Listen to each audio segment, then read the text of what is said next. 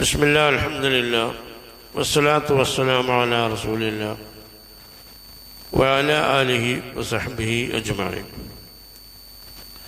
മഹാനായ ഇബ്നു അത്താഇല്ലാഹി സിക്കന്ദരി റഹ്മത്തുള്ളാഹിയുടെ 71ാമത്തെ ഹിക്മത്താണ് നമ്മളിന്ന് ചർച്ച ചെയ്യുന്നത്. നമ്മൾ പറഞ്ഞു, ചോദിക്കണേനൊക്കെ ഉത്തരം കൊടുക്കുക, ദർശിച്ചതൊക്കെ വിശദീകരിക്കുക, അറിഞ്ഞതൊക്കെ പറയുക. ഇതെന്താണ്?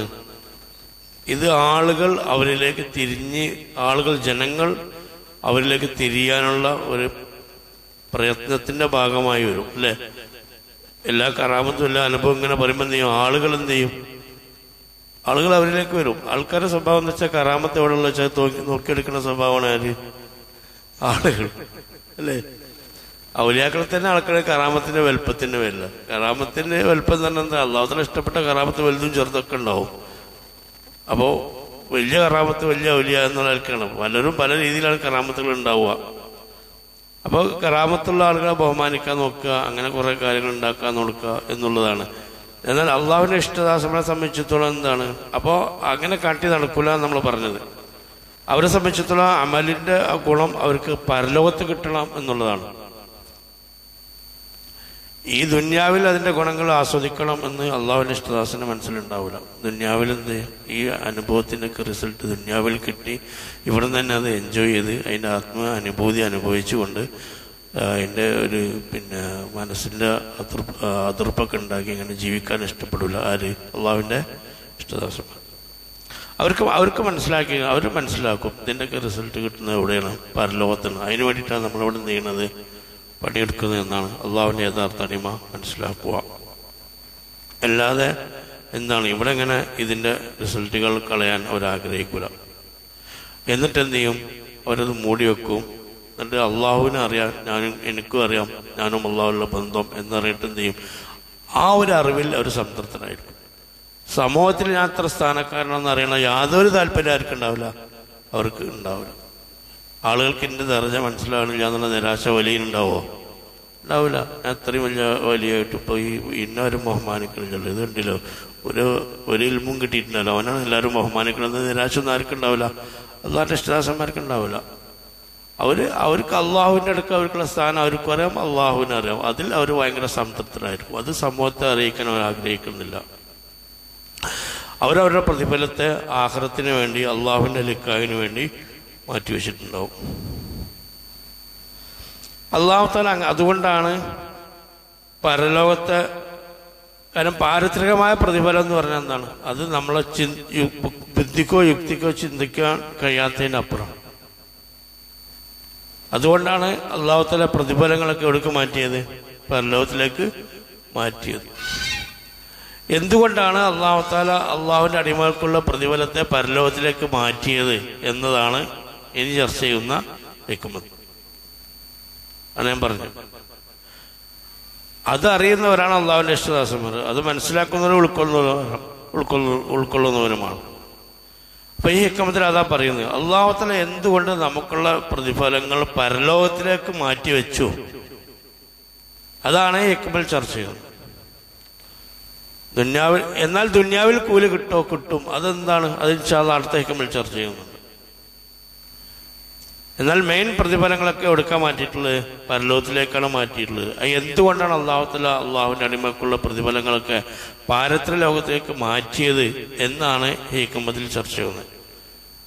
അത് വായിക്കാം. 71ാമത്തെ ഹിക്മാണ്.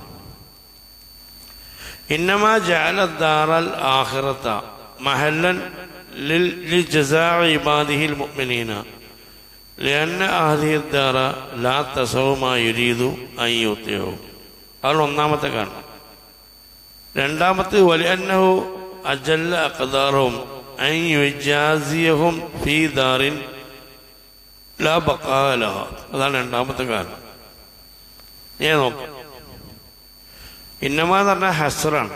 ഒരു മേഖലയിലേക്ക് മാത്രം പരിമിതപ്പെടുത്തുന്നതിനാണ്, അല്ലേ? ഇന്നമൽ മുഅ്മിനൂന ഇഖ്വ, മുഅ്മിനീങ്ങൾ ഏകോദര സഹോദരന്മാർ മാത്രമാണ്. ഇന്നമൽ അഅ്മാലു ബിന്നിയ്യാത്ത്, അമലുകൾ നിയ്യത്തുകൾ കൊണ്ട് മാത്രമാണ്. അപ്പൊ അവർ പരിമിതപ്പെടുത്തുകയാണ്. അപ്പൊ പറയണെന്താ, ഇന്നമാ ജഅലദ്ദാറൽ ആഖിറത, ആഖിറമാവുന്ന പാരത്രിക ലോകത്തിനെ അല്ലാഹു തആല എന്താക്കി ആക്കി. പാരത്രിക ലോകത്തെ മാത്രമാണ് അല്ലാഹു തആല ആക്കിയത്. എന്തിന്? മഹല്ലൻ ഇടമാക്കിയത്. എന്തിനുള്ള ഇടം? ജസാഇ ഇബാദിഹിൽ മുഅ്മിനീന, അവന്റെ മുഅ്മിനീങ്ങളായ അടിമകൾക്ക് പ്രതിഫലം നൽകാനുള്ള ഇടമാക്കി മാറ്റിയത് അല്ലാഹു തആല ഏതിനെ മാത്രമാണ്? പാരത്രിക ലോകത്തെ മാത്രമാണ്. പാരത്രിക ലോകത്തെ അങ്ങനെ ആക്കി മാറ്റി. അല്ലാഹു തആല പരലോകത്തെ മാത്രമാണ് അവന്റെ അടിമകൾക്ക് പ്രതിഫലത്തിലുള്ള ഇടമാക്കി മാറ്റിയത്. എന്ന് പറഞ്ഞാൽ പ്രതിഫലം നൽകാനുള്ള സ്ഥലമാക്കി അല്ലാഹു തആല മാറ്റിയത് ഏതിനെ മാത്രമാണ്? പാരത്രിക ലോകത്തിന് മാത്രമാണ്. അതെന്താ കാരണം? ലിഅന്ന ഹാദിഹി ദാറ, തീർച്ചയായിട്ടും ഈ ലോകം എന്ന് പറയുന്നത് ലാ തസഉ, അത് വിശാലമല്ല, മാ ഒരു അനുഗ്രഹങ്ങൾക്ക്, യുരീദു അൻ യുതിഹും, അവൻ അവരുടെ അടിമകൾക്ക് നൽകാൻ ഉദ്ദേശിക്കുന്ന ആ അനുഗ്രഹങ്ങൾക്കുള്ള വിശാലത ഏതിനില്ല? ഈ ലോകത്തിന് ഇല്ല. അല്ലാഹു തആല അനുഗ്രഹം മാത്രമേ നമുക്ക് കിട്ടുന്നത്, അനുഗ്രഹം കൊണ്ട് മാത്രമാണ് സ്വർഗത്തിൽ പോകുന്നത്. അപ്പൊ അള്ളാഹുവിന്റെ ആ അനുഗ്രഹങ്ങൾ വഴി നൽകാനുള്ള, അല്ലാഹു തആല നൽകാൻ ഉദ്ദേശിക്കുന്ന അനുഗ്രഹങ്ങൾക്കുള്ള എന്തില്ല? വിശാലത എവിടെയില്ല? ഈ ലോകത്തിന് ഇല്ല. അതുകൊണ്ടാണ് അല്ലാഹു തആല പരലോകം എന്ന് പറഞ്ഞ ലോകം ഉണ്ടാക്കിയതും അവിടെ നമുക്ക് പ്രതിഫലത്തിന്റെ ഏരിയയാക്കി മാറ്റിയത്. ഒരു കാരണം അതാണ്. അതൊക്കെ അവിടെ ഉണ്ടാവും. വലിയ അന്നഹു, രണ്ടാമത്തെ കാരണം എന്താണ്? വലിയ അന്നഹു അജല്ല, അല്ലേ? രണ്ടാമത്തെ കാരണം എന്താണ്? രണ്ടാമത്തെ കാരണം വലിയ അന്നഹു അജല്ല അഖദാറും, അല്ലാഹു തആല അവരുടെ ശ്രേഷ്ഠതയെ ഉയർത്തിയിട്ടുണ്ട്. ഏത് വിഷയത്തെ തൊട്ട്? അയ്യുജാസിയും, അവർക്ക് പ്രതിഫലം കൊടുക്കുന്ന കാര്യത്തിനെ തൊട്ട്, പ്രതിഫലം നിൽക്കുന്ന വിഷയത്തെ തൊട്ട് അല്ലാഹു തആല ഉയർത്തിയിട്ടുണ്ട്. ഫീ ദാറി, ഒരു ലോകത്ത് കൊടുക്കാൻ, ലാ ബഖാലഹ, ആ ലോകത്തിന് യാതൊരു നിലനിൽപ്പില്ല. അപ്പൊ നിലനിൽപ്പില്ലാത്ത ഒരു ലോകത്ത് വെച്ച് പ്രതിഫലം കൊടുക്കുക എന്നുള്ളത് എന്താണ്? അവരുടെ സ്ഥാനത്തിന്റെ ഒരു കുറച്ചിലാണ്. അപ്പൊ അല്ലാഹു തആല അവരുടെ സ്ഥാനം ഉയർത്തിയത് തന്നെ ആ ഉയർത്തിയുടെ ഭാഗമായിട്ട് അല്ലാഹു തആല തീരുമാനിച്ചതാണ് എന്ത്? നിലനിൽപ്പില്ലാത്ത ലോകത്ത് എന്ത് ചെയ്യണ്ട, ഒരു പ്രതിഫലം കൊടുക്കണ്ട എന്ന്. രണ്ടാമത്തെ കാരണം എന്താണ്? പാരത്രിക ലോകം എന്ന് പറഞ്ഞാൽ എന്താണ്? ഒന്ന്, ദുന്യാവ് അള്ളാഹു ഉദ്ദേശിച്ച അനുഗ്രഹങ്ങൾക്ക് എന്തല്ല? വിശാലമല്ല. രണ്ടാമത്, നിലനിൽപ്പില്ലാത്ത ലോകത്ത് അവർക്ക് എന്ത് ചെയ്യണ്ട? അനുഗ്രഹങ്ങൾ അവർക്ക് അതിനുള്ള പ്രതിഫലം കൊടുത്തുകൊണ്ട് എന്ത് ചെയ്യണ്ട? അവരെ ശ്രേഷ്ഠത കുറക്കണ്ട. ഇവിടെ എന്ത് കിട്ടിയാലും അത് കുറച്ച് കഴിഞ്ഞാൽ നശിക്കുമെങ്കിൽ പിന്നെ ആ കിട്ടുന്നതിന് എന്തില്ല? പ്രസക്തി ഇല്ല. ദുന്യാവ് എന്ന് പറഞ്ഞാൽ എന്താ? ദുന്യാവിനെ കുറിച്ച് എന്താ പറഞ്ഞത്? ദുന്യാവ് എന്ന് പറയാൻ തന്നെ കാരണം രണ്ട് സംഗതി കൊണ്ടാണ്. ദുന്യാവിന് ദുന്യാവ് എന്ന് പേര് പറയാനുള്ള കാരണം എന്താ? രണ്ട് കാരണങ്ങൾ കൊണ്ടാണ്. ഒന്ന്, ധനാറിനെ അടുക്കാന്ന്, നശിക്കാൻ അടുത്തിട്ടുണ്ട്. മനസ്സിലായില്ലേ? അതായത് ഇത് നാശത്തിലേക്ക് അടുത്തിട്ടുണ്ട്. വളരെ പെട്ടെന്ന് ഇത് നെയ്യും, ഇത് നശിക്കാനുള്ളതാണ്. അപ്പോ നാശത്തിലേക്ക് അടുത്തുകൊണ്ട് എന്തുണ്ട്? ദുന്യാവിന് ദുന്യാവ് എന്നുള്ള അസ്ലി പദത്തിൽ വന്നു. രണ്ടാമത് ധനി എന്ന് പറഞ്ഞാൽ എന്താണ്? നിസ്സാരമായത് എന്നുള്ള, വളരെ നിന്ദ്യതയുള്ളതെന്ന്. ഈ രണ്ട് കാരണങ്ങളോട് കെട്ടിക്കെടുക്കുന്നതാണ് ഏത്? ദുന്യാവ്. അപ്പൊ ആ പദത്തിൽ തന്നെ എന്തുണ്ട്? ഇതിന്റെ സ്വഭാവം കാണിക്കുന്നു. ഒന്നത് നശിക്കാൻ പോണതാണ്, രണ്ട് ഈ സംഗതി എന്തിനാ? വളരെ നിസ്സാരമാണ്. അല്ലാഹു തആല ഇതിന് യാതൊരു വിലയും കൽപ്പിച്ചിട്ടില്ല എന്നല്ല, അല്ലേ? എത്രത്തോളം പറഞ്ഞ്? അല്ലാഹു തആല ഒരു കൊതുകിന്റെ സ്ഥാനം പോലും എന്നല്ല പറഞ്ഞു. ഹദീസിൽ എന്താ പറഞ്ഞേ? ഒരു കൊതുകിന്റെ ചിറകിന്റെ സ്ഥാനം പോലും അല്ലാഹു തആല ദുന്യാവിനെ നേരില്ല, കൽപ്പിച്ചിട്ടില്ല, വില കൽപ്പിച്ചിട്ടില്ല എന്നാണ്. കൊതുകിന്റെ ചിറകിന്റെ സ്ഥാനം എന്ന് പറഞ്ഞത്. കൊതുകിന്റെ സ്ഥാനം എന്നല്ല പറഞ്ഞേ, കൊതുകിന്റെ ചിറകിന്റെ സ്ഥാനം എന്നാണ്.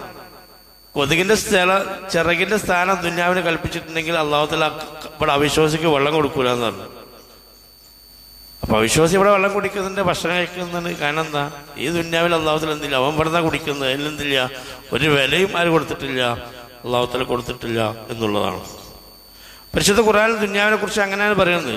ചതിയുടെ ലോകമാണ്, വഞ്ചനയുടെ ലോകമാണ്, ദുന്യാവുകളെ ചതിക്കരുത് എന്നൊക്കെയാണ് പരിശുദ്ധ ഖുർആൻ ദുന്യാവിനെ കുറിച്ച് നമുക്ക് പരിചയപ്പെടുത്തുന്നത്. അപ്പൊ ആ ഒരു ലോകത്ത് അള്ളാഹു തആല എന്ത് ചെയ്തിട്ടില്ല, ആ ഒരു ലോകത്ത് വെച്ചുകൊണ്ട് അള്ളാഹുവിന്റെ പ്രതിഫലം കൊടുക്കാൻ എന്തില്ല, അള്ളാഹു തആല ഉദ്ദേശിക്കില്ല. കാരണം അത് നശ്വരത്തിന്റെ നിലനിൽപ്പില്ലാത്ത ലോകമാണ്. ഇവിടെ ഞാൻ അള്ളാഹിന്റെ അടിമക്ക് എന്ത് കൊടുത്താലും അത് ഈ ദുന്യാവിലാണെങ്കിൽ അത് നശിക്കും. പിന്നെ ഈ നശിക്കുന്ന സാധനം എത്ര കിട്ടിയിട്ട് എന്താ കാര്യം അല്ലേ? പണ്ടൊരു പ്രവാചകന് ആയുസ് വേണമെന്ന് പറയും. എനിക്ക് തോന്നുന്നു മൂസാ നബി അലൈഹി സ്വലാമാണ് അല്ലേ? അസ്രായേൽ റൂഹിനെ പിടിക്കാൻ വന്നപ്പോ എന്താ പറഞ്ഞു, ഞാൻ ഇപ്പൊ തന്നെ മരിക്കണില്ല എന്ന് പറഞ്ഞു, കുറച്ചും കൂടി ആയുസ് വേണമെന്ന് പറഞ്ഞു. അപ്പൊ ചോദിച്ചപ്പോ എന്താ പറഞ്ഞു, എത്ര വേണമെന്ന് ചോദിച്ചു. അപ്പൊ നിങ്ങള് ഒരു മൃഗത്തിന്റെ കയ്യിൽ പുറത്ത് വെക്കുന്ന നിങ്ങളുടെ കയ്യിന്റെ അടിയിലുള്ള രോമം എത്ര ഉണ്ടോ അത്രയും ആയുസ് വർഷം തരാന്ന് പറഞ്ഞു. അത് കഴിഞ്ഞാലോ ഒരു വലിയ 2 കൈ ഇങ്ങനെ വെച്ചാൽ അതിനടിയിൽ അത്യാവശ്യം രോമം ഉണ്ടാവുമല്ലോ അല്ലേ? അത്രയും ആയുസ് വേണോ ചോദിച്ചു. അത് കഴിഞ്ഞാൽ എന്താ ഉണ്ടാകാന്നോ ചോദിച്ചു. അടുത്ത ചോദ്യം, അത് കിട്ടിയോന്നാണ് ചോദിച്ചു. അത് കഴിഞ്ഞാൽ മരിക്കേണ്ടി വരും. എന്നാ പിന്നെ വേണ്ടപ്പോ തന്നെ ആയിക്കോട്ടെ എന്ന് പറഞ്ഞു. കാരണം എന്താണ്, എത്ര കിട്ടിയാലും ഇവിടെ എന്താണ് നശിക്കനാണ്. അപ്പോൾ എന്ത് കിട്ടിയിട്ടും കാര്യമില്ല. ഒന്നിക്കൽ അത് നമ്മളെ വിട്ടുപോകും, അല്ലെങ്കിൽ നമ്മൾ അതിനെ വിട്ടുപോകും. അപ്പൊ ഇങ്ങനത്തെ ഒരു ലോകമാണ് ദുന്യാവിന്റെ സ്വഭാവം. ഈ ദുന്യാവിൽ വെച്ചിട്ട് അല്ലാഹു തആല അടിമകൾക്ക് പ്രതിഫലം കൊടുക്കുക എന്ന് പറഞ്ഞാൽ അതെന്തല്ല, അതൊരിക്കലും ഒരു സുഖമുള്ള പരിപാടിയല്ല, അള്ളാഹ്ക്ക് ഇഷ്ടമല്ല. അതാണ് അല്ലാഹു തആല ചെയ്യുന്നത്. ഇതിനായിട്ട് വേറെ ലോകത്തെ അല്ലാഹു തആല ചെയ്തിട്ടുണ്ട്, മാറ്റി വെച്ചിട്ടുണ്ട്. കാരണം എങ്ങനെയാണ്, കാരണം ഇവിടെ സ്ഥലങ്ങളും മക്കാനൊക്കെ ഇടുക്കമാണ്. ഇവിടുത്തെ സ്ഥലങ്ങൾക്കും പിന്നെ സമയങ്ങൾക്കും ഇടുക്കുണ്ട്. ഇവിടെ സമയമില്ല. ഇവിടെ നമുക്ക് എന്തിനാ സമയമുള്ളത്? ഇവിടെ മര്യാദ ഏർപ്പാട് ചെയ്യാനുള്ള സ്ഥലം എവിടെ ഉള്ളത്? ഒന്നുമില്ലല്ലോ. അപ്പൊ ഈ സ്ഥലം അത്രയും ഇടുക്കത്തിന്റെ ലോകമാണ്. ഈ ലോകത്ത് എങ്ങനെ നമുക്ക് പ്രതിഫലം തന്നാൽ എങ്ങനെ നമുക്ക് പ്രതിഫലം തല്ലാൻ കഴിയുക? ഏറ്റവും നിലവാരം കുറഞ്ഞ സ്വർഗവാസിയുടെ പ്രതിഫലം കൊടുക്കാനും പോലും ഈ ദുന്യാവില്ല. സ്വർഗത്തിലും അത്യാവശ്യം ആൾക്കാരുണ്ടാവുമല്ലോ. മൊത്തത്തിൽ സൃഷ്ടികളെ അപേക്ഷിച്ച് നോക്കുമ്പോൾ പിന്നെ സ്വർഗത്തിന്റെ ആനുപാതികം ആളുകൾക്ക് കുറവാണെങ്കിലും എന്നാലും മോശമില്ലാത്തൊരു സമുദായം ഇവിടെ ഉണ്ടാവും, സ്വർഗത്തിലുണ്ടാവുമല്ലോ. അള്ളാഹുവിനെ വിശ്വസിച്ച ആളുകളൊക്കെ ലാ ഇലാഹ ഇല്ലല്ലാഹ് ആൾക്കാർ ഇഷ്ടംപോലെ ഉണ്ടായിട്ടില്ലേ? അവരൊക്കെ സ്വർഗത്തിൽ തന്നെയല്ലേ പോവാ. ഒരിക്കൽ ലാ ഇലാഹ ഇല്ലല്ലാഹ് ചില്ലത്തിന് അയാളോടെ പോവും, സ്വർഗത്തിൽ പോവും. അങ്ങനെ സ്വർഗത്തിൽ കിടക്കുന്ന ഏറ്റവും താഴ്ന്ന സ്വർഗവാസിക്ക് കൊടുക്കാൻ പോലും പ്രാപ്തിയമല്ല ഏത് ഈ ദുന്യാവ്. നമ്മൾ പല പ്രാവശ്യം ചർച്ച ചെയ്തിട്ടുണ്ട്.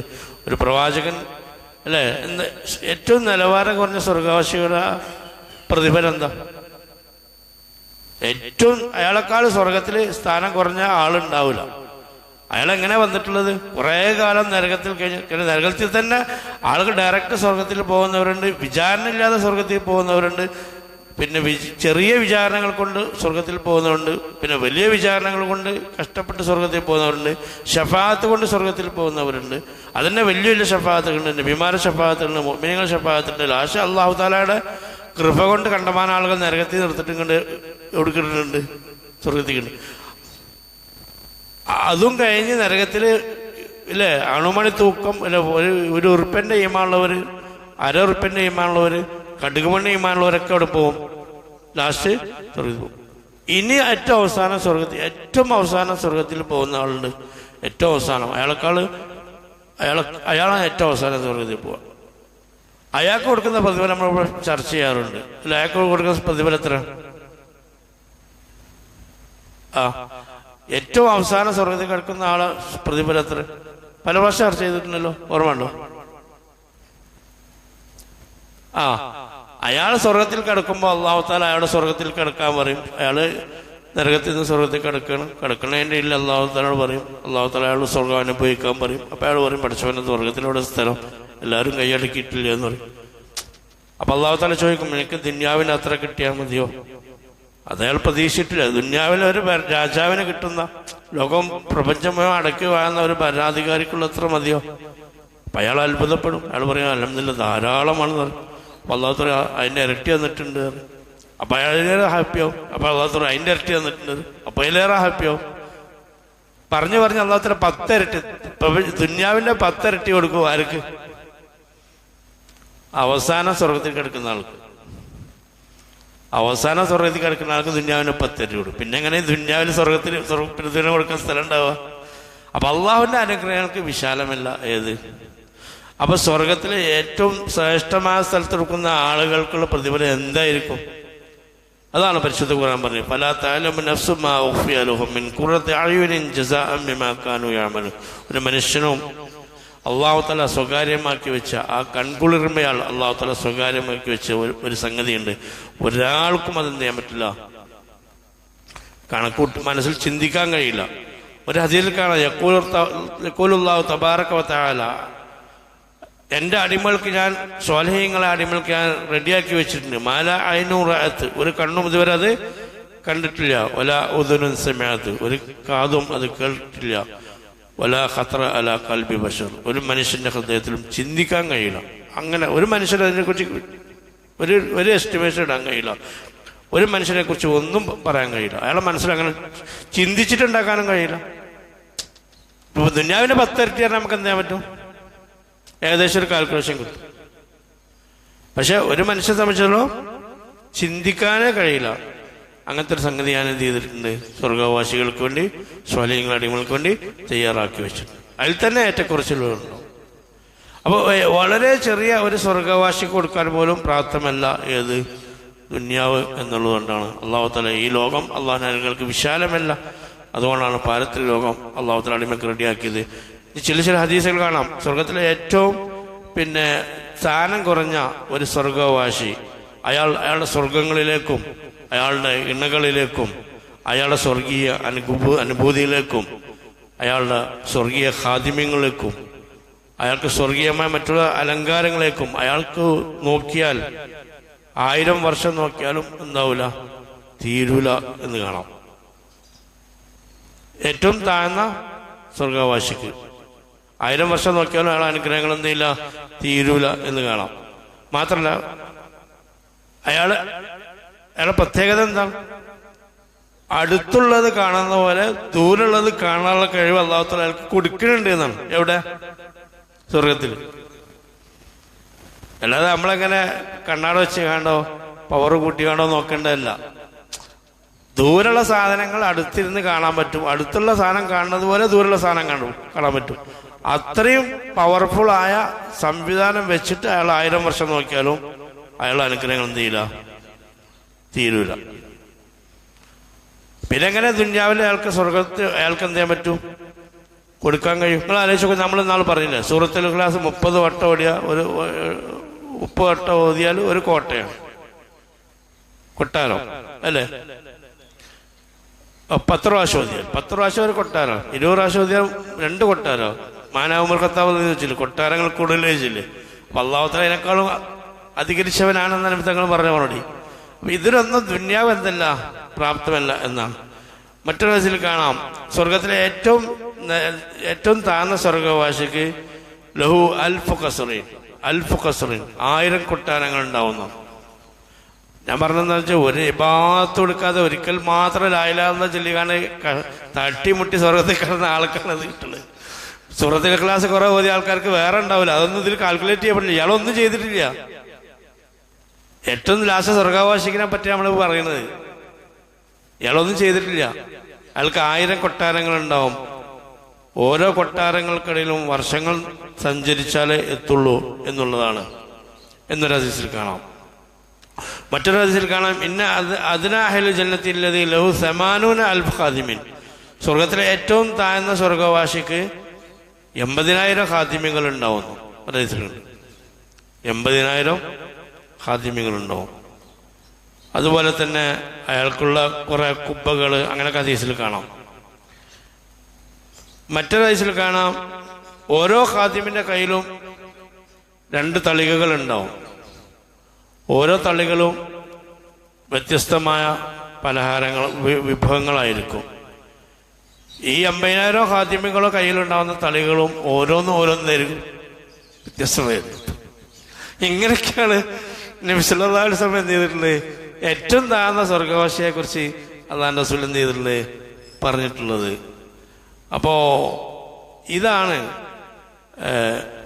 അതിൽ പറയുന്നത് എന്താ? ലൈസ മിനു ഖാദിമി ഇല്ലാ മഅഹു തുർഫത്തുൻ ലൈസത്ത് മഅ മസാഹിബിഹിന.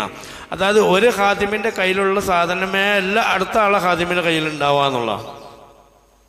പിറ്റത്തെ ആളെ ഇത് ഭയങ്കര ഡിഫറെൻ്റ് ആയിരിക്കും. അടുത്ത ആളതും പിറ്റത്തെ ആൾ തമ്മിൽ ഭയങ്കര ഡിഫറെൻ്റ് ആയിരിക്കും. ഇങ്ങനെ 80,000 ആൾ ഇരു കൈകളും അയാൾക്കുള്ള ഹദിയകളുമായി വരുമ്പോൾ നോക്കുമ്പോൾ ഏറ്റവും താഴ്ന്ന സ്വർഗാവകാശത്തിന്റെ ഒരാൾക്ക് അത്യാവശ്യം ഉണ്ട്. പിന്നെ ഹൂർലിങ്ങളെ കണക്കുകളൊക്കെ കുറെ പറയുന്നുണ്ട്. പെങ്ങളുടെ പറയാൻ പറ്റും, പക്ഷെ പെണ്ണുങ്ങളുടെ എല്ലാം പറയാൻ പറ്റും.